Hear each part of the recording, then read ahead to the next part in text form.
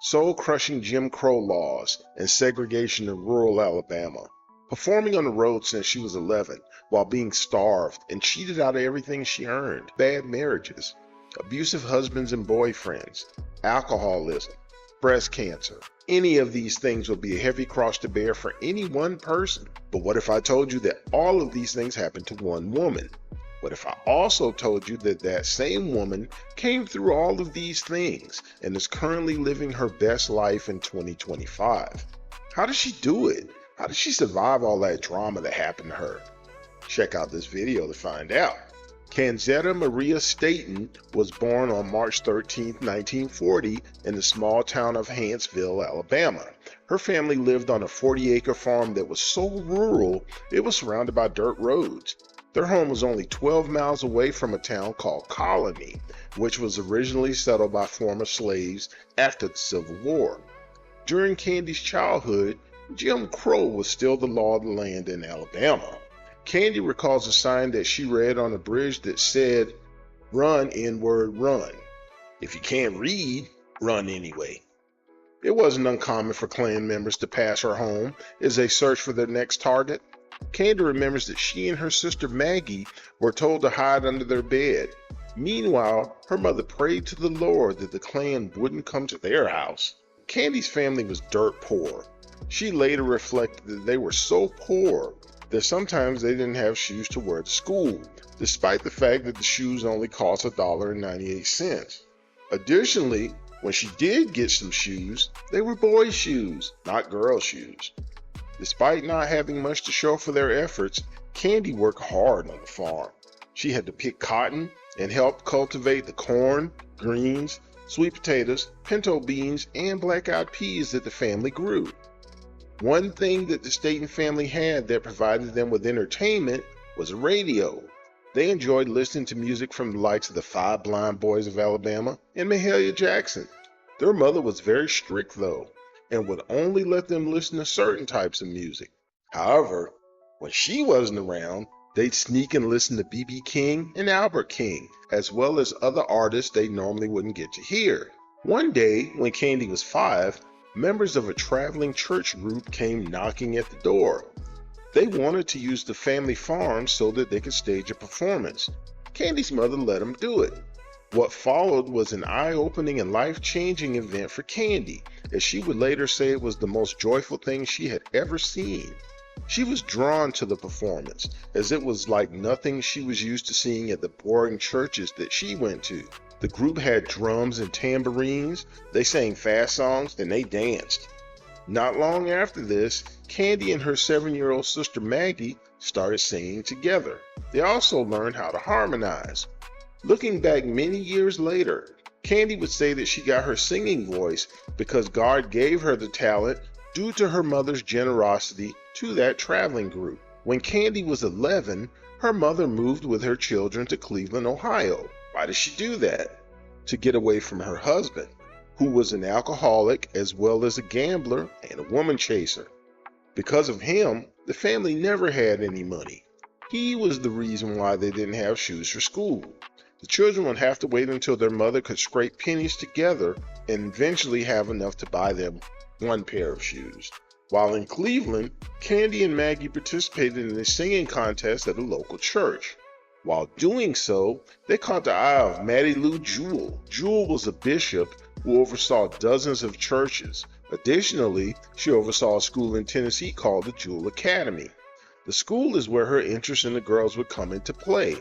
Bishop Jewell offered to let the girls attend the school for free, but there was a catch. In exchange, she wanted them to sing at revivals that her various churches held across the country. The girls' mother agreed to those terms, and both Maggie and Candi moved from Ohio to Nashville, Tennessee to attend the school. Once they got there, Bishop Jewell put them together with her own granddaughter, Naomi Harrison. The 3 girls formed the Jewell Gospel Trio. On the surface, the idea behind the girls touring was to spread the school's Christian mission. However, perhaps more importantly, their tours were supposed to earn money. For years they performed across the country. The trio became famous in the gospel industry as audiences ate up their act wherever they went. The girls worked with everyone from the Reverend C.L. Franklin, to Mahalia Jackson. The crowds danced, jumped, and they sometimes even rushed the stage.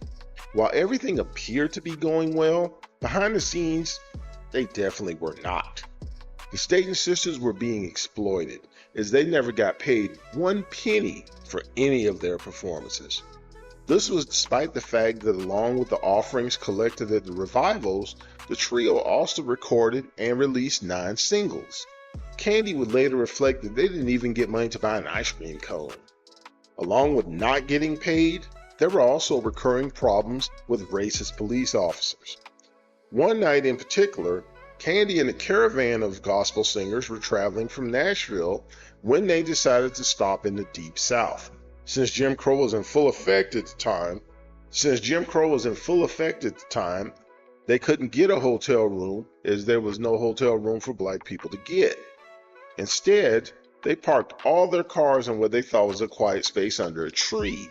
Afterwards, they did their best to get comfortable in their cars and to get a decent night's sleep. Their attempts at slumber were disturbed by approaching police cars.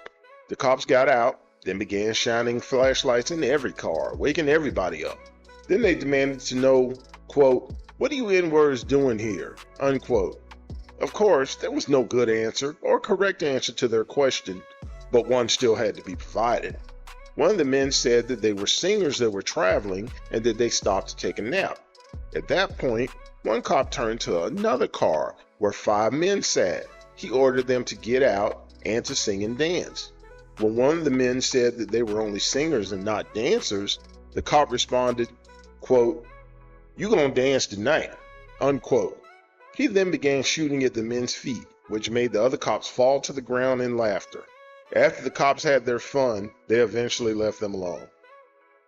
By the time Candi was 13, the group was playing large venues. Sometimes there would be as many as 10,000 people at one of their shows.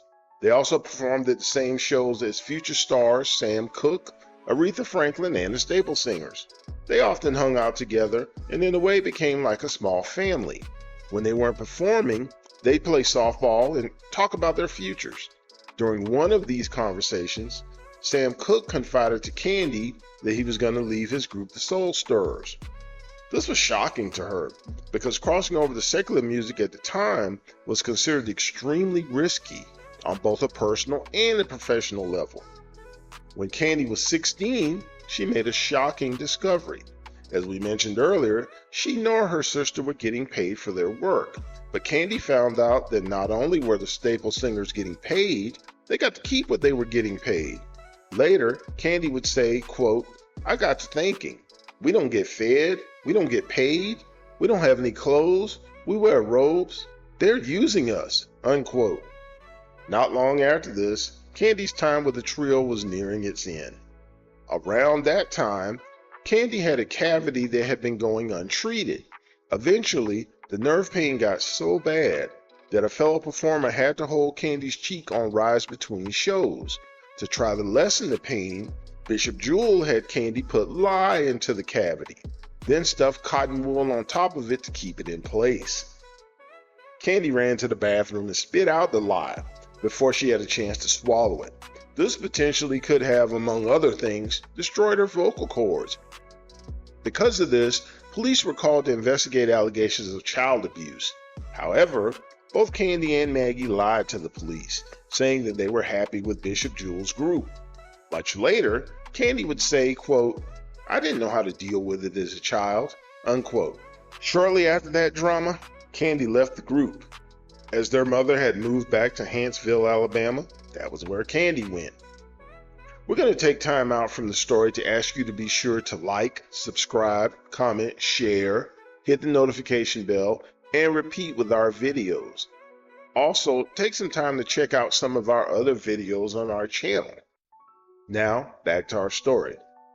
However, things weren't the same as they used to be when she lived there before. Now, after traveling and getting to see big cities across the country, Huntsville was too small, much too slow for Candi. She became bored with her surroundings. By the time she turned 18, she received an offer that she was itching to accept.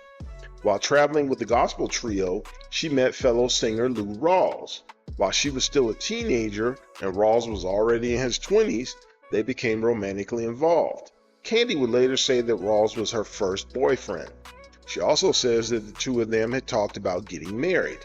She had an offer not only from Rawls, but also from Sam Cooke. Both of them wanted Candi to come with them to California so that she could pursue a music career. They told her that they would get her on with Capitol Records. Furthermore, Rawls wanted her to elope with him. The plan was for Candi to come to Los Angeles, then she and Rawls would go to Las Vegas and get married. However, her mother wouldn't allow it. She didn't think it was proper for an 18-year-old to leave with two strangers and head out to LA. She also felt that Candi needed to stay home and finish school. Candi relented, and a lot of what might have beens began to pop up in her life. Staying in Alabama is what put her in position to meet the man who would become her first husband. She met a man named Joe Williams, who was a preacher's son. The first time she saw him, he was flashy as he pulled up in his 1957 Chevy. He liked Candi, and the two of them began dating. She enjoyed riding with him to get burgers and fries on the weekend in his Chevy. Eventually, though, burgers and fries weren't enough. Candi got pregnant. At her mother's insistence, Candi and Joe got married in 1959. The marriage would be a far cry from what she imagined being married to Lou Rawls would have been like. While Rawls had a career, her husband was a common laborer. To make matters worse, while he had some good qualities, eventually they became buried beneath some really bad ones. He was extremely jealous, and of course jealousy is always the close friend of being very controlling. Joe was both of those. For example, while she was married to Joe, he refused to let her go anywhere or do anything outside of what was absolutely necessary. In fact, to make sure of what she was up to, he would come home from work 3 times a day to see what she was doing and to see if she was really home. When it was time for him to go to work, he expected her to have his clothes ready. When he got home, he expected her to have his food ready. Toward the end of the marriage, what she was going through began to weigh on Candi. It all got so heavy on her that she suffered what she later called a nervous breakdown. When she went to the doctor to get herself checked out, he told her that whatever was eating away at her, if she didn't get it fixed, it was going to destroy her. That was the push that Candi needed. She was never happy in her marriage, but she stayed in it as long as she could. Eventually, though, life became so unbearable, she felt that she either had to get out of the marriage or, as the doctor said, let it destroy her. After 7 years of suffering abuse and having 4 children, Candi decided to leave Joe. Later, Candi reflected on her mindset in the immediate aftermath after leaving her first husband. She had no idea what she was going to do, as she was a black woman who lived in the Jim Crow South and was armed with only a high school education. Because of her circumstances, she felt she was forced to try and get back into the music business. During the time she was married to Joe, Candi hadn't done much singing. Remember, Joe would barely even allow her out of the house, so she began trying to get back into the music industry. Meanwhile, her children were shipped out to different relatives, as Joe provided no support for any of them. At first, she began singing in a small nightclub, leaving her gospel roots behind. She now intended to sing secular music. Her brother Sam had convinced the owner of the 2728 Club in Birmingham to listen to Candi. After she sang a couple of Etta James songs for him, he decided to hire her. This club is where she would meet the man who would later become her second husband.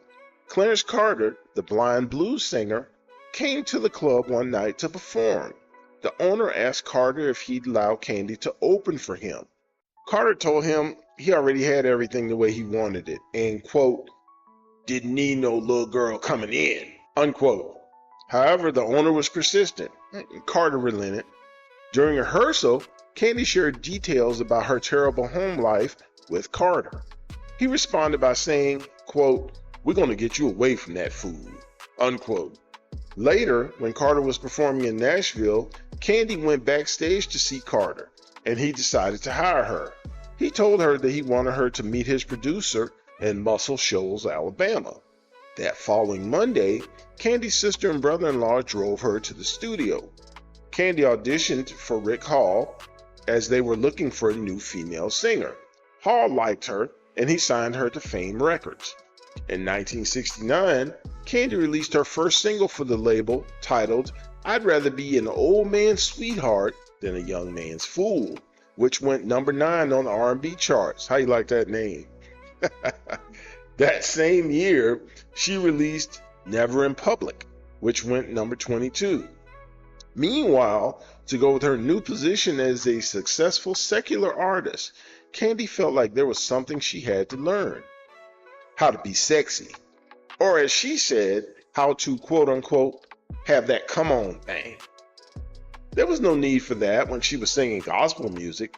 However, Candi decided that this would also help her with how she carried herself when performing on stage. As a result, she determined that watching porn was the best way for her to learn. There were no home videos back then for her to watch in private, no internet to log on to and check things out, so she began wearing a disguise and going to porn theaters to find out what she needed to know. In 1970, she released her first full album titled "I'm Just a Prisoner." From it, the single "Sweet Feeling" hit number 5, while "I'm Just a Prisoner of Your Good Lovin'" went to number 4 on the R&B charts. Later that same year, she released the single "Stand By Your Man," which was a cover of Tammy Wynette's version from 1968. The song went number 4 on the R&B charts and number 24 on the pop charts. Also that same year, Candi had found her man to stand by in real life, Clarence Carter, as the two of them got married in 1970. Meanwhile, in the studio, the hits kept coming for Candi. In 1971, she released "He Called Me Baby," which went number 9, and "Mr. and Mrs. Untrue," which went number 20. Sadly, despite her success professionally, her personal life was again in shambles. This time, it was because of infidelity. Candi found out that Clarence was cheating on her. Wasn't very hard for her to find out, because when she and Clarence would be walking down the street, women would always be coming up to him and hugging on him and stuff. Those were the first clues. To that point in her life, Candi had never drank alcohol because she was afraid that she would become like her father, who was an alcoholic. However, finding out that Carter was cheating on her drove her to drink. Furthermore, the liquor plus her anger were behind her doing songs like "Mr. and Mrs. Untrue." Candi would later say she did songs like that for revenge, as she was upset that Carter was chasing women. Her words, not mine. Was he really chasing them? Or was it more of like he was sitting down and they would come to him? Or you get the idea. The man was blind. I don't think he was running after anybody. Anyway, in 1972, Candi released "In the Ghetto," which was a remake of Elvis Presley's hit from 1969. Candi's version went number 12. In 1973, finally reaching the end of her rope with Clarence and his philandering, they got divorced. Candi was a fool for love, though, and quickly found herself in another relationship. But this one would be the scariest and most abusive one yet. Thanks for coming to check us out and for listening to and watching our video. Be sure and come back for part 2 of our Candi Staton story. We hope you'll check out some of our other videos too. Thanks again, and see you soon.